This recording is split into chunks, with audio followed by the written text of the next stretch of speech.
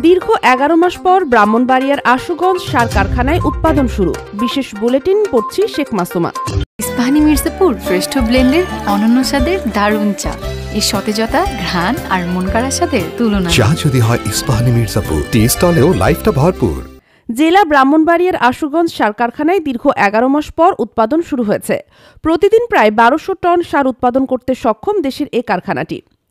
গতকাল শুক্রবার ভোর থেকে উৎপাদন শুরু হয় কর্মকর্তা কর্মচারীদের মধ্যে এক ধরনের আনন্দ বিরাজ করতে দেখা গেছে।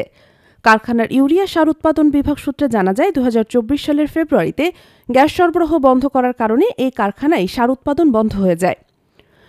এরপর 11 মাস গ্যাস সরবরাহ বন্ধ থাকায় কারখানা আর উৎপাদনে ফিরতে পারেনি। বর্তমান অন্তর্বর্তী সরকার ক্ষমতায় এসে 15 নভেম্বর আশুগঞ্জ সার কারখানায় গ্যাস সংযোগ দেয়। এরপর থেকে কারখানা কর্তৃপক্ষ কয়েকবার চালু করার চেষ্টা করে, কিন্তু পারেনি। সর্বশেষ শুক্রবার ভোর 5টায় সার উৎপাদন শুরু করতে সক্ষম হয়। কারখানার উপমহাব্যবস্থাপক জলি বেগম সার উৎপাদন শুরু হওয়ার বিষয়টি এটিভি সংবাদকে নিশ্চিত করেছেন। কারখানার সিবিএর সাধারণ সম্পাদক আবু কাউসার বলেন, দীর্ঘ 11 মাস পর অনেক কাঠখড় পুড়িয়ে কারখানার সার উৎপাদন শুরু করতে পেরে মহান আল্লাহর নিকট শুকরিয়া আদায় করছি। প্রায় 1100 শ্রমিক কর্মচারী ও কর্মকর্তাদের জীবন জীবিকা এই কারখানার উপর নির্ভর করে। অন্তর্বর্তী সরকারের কাছে দাবি, কারখানায় যেন কোনো অবস্থাতেই গ্যাস সংযোগ বিচ্ছিন্ন করা না হয়।